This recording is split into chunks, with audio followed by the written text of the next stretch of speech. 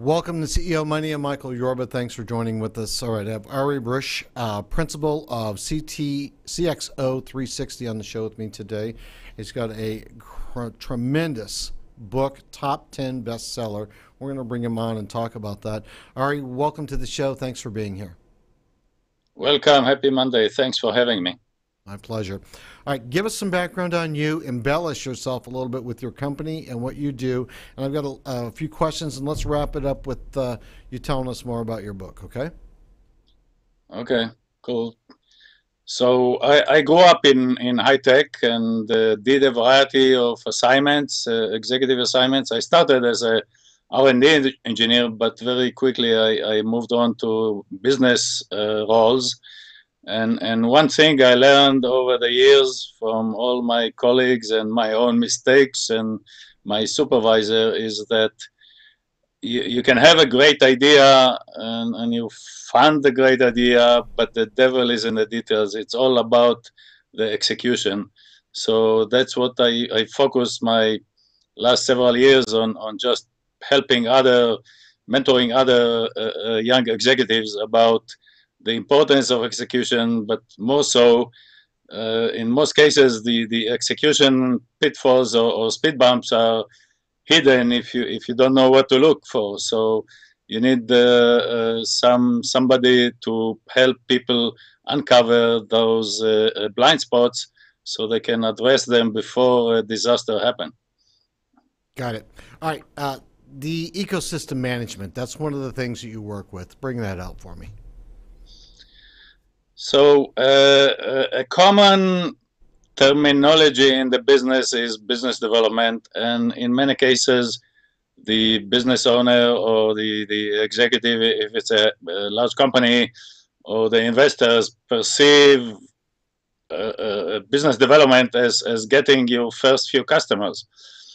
In the real world, it's extremely important before you even, I wouldn't say before, but it's extremely important that you recruit or you talk to or get buy-in by all the aspects in the ecosystem that your success depends on. Some industries have pretty complex ecosystems. For example, in the medical field, you have obviously the doctors you need to sell to, you need to sell to the pharmacies, you need to sell to the government to get all the approvals from the government. You need to sell to the insurance company to approve the new medicine you invented. So it's a very complex ecosystem, and you need to make sure that everybody is happy with your invention. Otherwise, if somebody is unhappy, they will make sure you fail.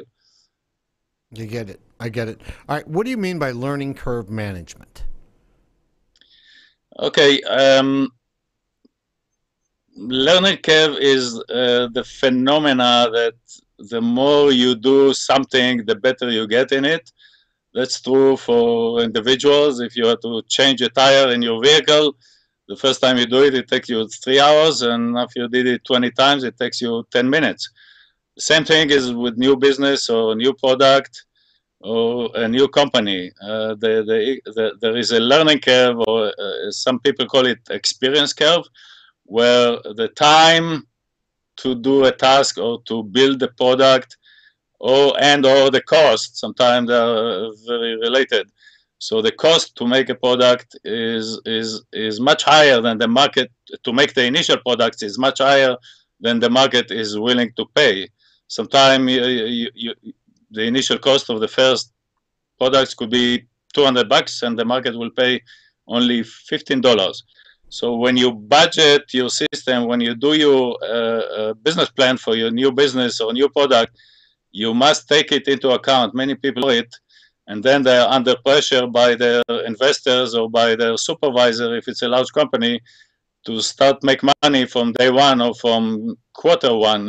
Usually it doesn't happen. You have to budget for that difference between the cost of the product and the price. If you price your new product based on your cost, people will never buy it, and you'll never get the volume that you need to get to the lower cost that the market will bear. You must price your product in a market accepted price, and then drive your cost down as quickly as possible. But you must budget for that difference. Sometimes the difference can accumulate to hundreds of thousands of dollars or even millions of dollars, and that must be budgeted.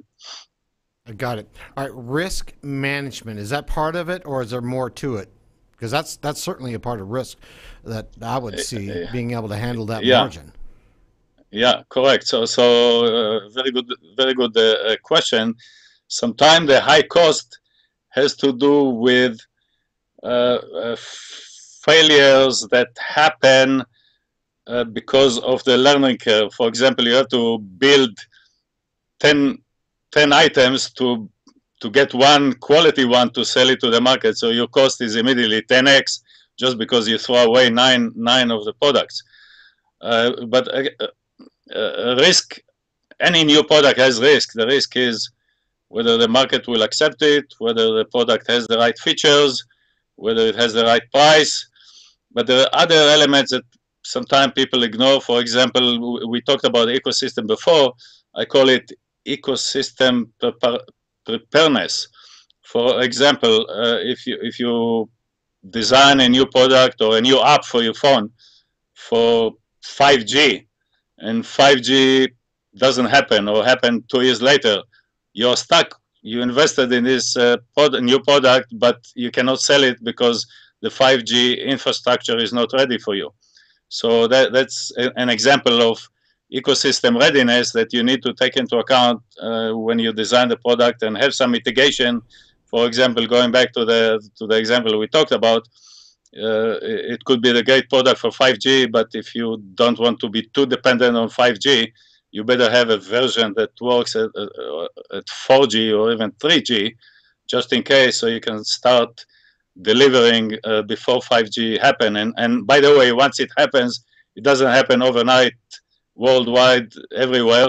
Even today in Texas, there are certain regions you don't even get a 4G.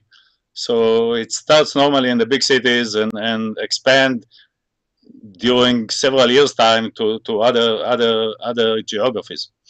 Now, I want to give some remaining time. We've got a couple of minutes. I want to your book. Give our audience a synopsis of what the book is, and let them take away a grain of knowledge, a nugget of wisdom before we close out. Okay, so we talked about some of the topics the book addressed. There are about 20-something chapters. Each chapter address one potential blind spot. So I took the effort to introduce to the reader, and the target readers are new executives, first-time CEOs, CFOs, I would say even sometimes first-time investors or early investors, or new investors, not early investors. And the book walks you through all the potential blind spots, so you know when you present a business plan, or when you put together a business plan, almost you can look at the outline of the book as a checklist, and each chapter in the book you need your business plan to address how you address this particular topic. Make sure you take it into account in your business plan. Got it. What are the real salient points? One last salient point that you want to bring out for your book. First of all, the name comes from a very common dilemma in any new product, chicken and an egg dilemma. I took it to the next step and talking about chicken soup, because the book, also the last chapter, talks about expansions into new markets, international markets, and so on and so forth. So the name comes from the dilemma, chicken and an egg. Many cases you have this, okay, should I invest $100,000 to just test my idea, or should I invest $1 million to just come up with a proof of concept? So these are questions every new product, whether it's a new hair salon, new computer gadget. Got it. The other thing, or the final bottom line of the book, is the devil in the details. If you don't pay attention to all the details and all the moving parts, something will break and all the other moving parts will collapse after it. Good point. Good point. I've experienced it myself. All right, Arie, thanks for being a guest on today's show. Thanks for having me. Happy Monday. You too. All right, you've been watching CEO Money with Michael Yorba. Thanks for watching. Like us on Facebook, follow us on Twitter, and subscribe to our YouTube channel.